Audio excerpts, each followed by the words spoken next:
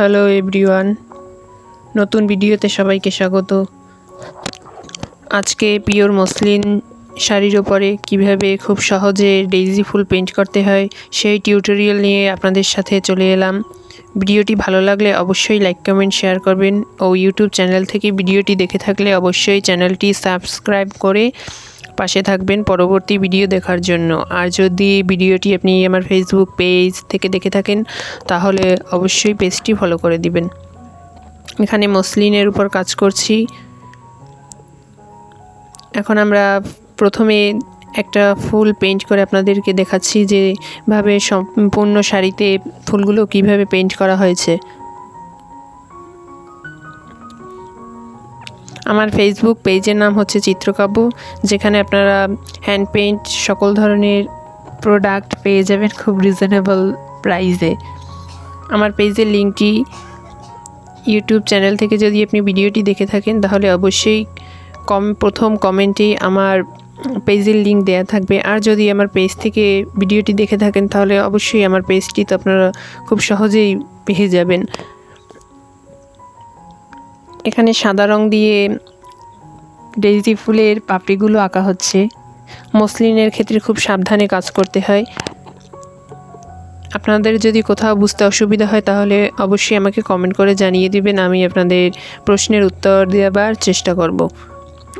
এখানে মসলিনে কাজ করা হচ্ছে, তাই মসলিনের কালারটাও হচ্ছে শাড়িতে কাজ করার কালারটাও একটু ভিন্ন আর কি। অন্যান্য শাড়ি থেকে একটু মাথায় রেখেই কালারটা রেডি করে নিতে হয় আর কি। আপনাদের সাথে কালারটা কীভাবে রেডি করেছি তা শেয়ার করিনি, শুধুমাত্র কাজটা শেয়ার করেছি। পরবর্তীতে কোনো এক সময় আপনাদের সাথে কালার সম্পর্কেও ভিডিও নিয়ে চলে আসব।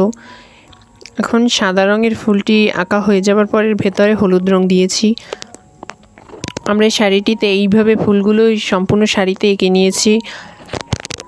ফুলটি হচ্ছে এখানে আমি সাদা রঙের উপরে হালকা হলুদ রং ব্যবহার করেছি, আবার কয়েকটা ফুলে আমি সাদাও রেখে দিয়েছি এবং ভেতরে খয়েরি রং দিয়ে বৃত্তটা এঁকে দিয়েছি। এভাবে করে শাড়িতে আপনারা এঁকে নেবেন। এই যে দেখুন, এই ফুলটার ভিতরেও আমরা ভেতরে খয়েরি রং দিয়ে বৃত্তের অংশটি এঁকে নিচ্ছি। তারপরে এভাবেই সাদা রেখেছি এবং সাদার সাথে হলুদের কম্বিনেশনে ফুলগুলো এঁকে নিয়েছি। আশা করছি আপনারা বুঝতে পারছেন।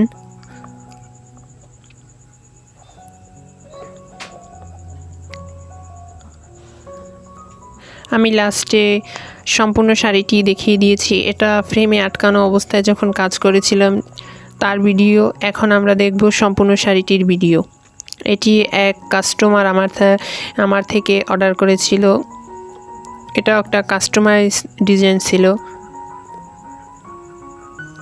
আপনাদেরও পছন্দের ডিজাইন কাস্টমাইজ করতে অবশ্যই আমার পেজে যোগাযোগ করবেন।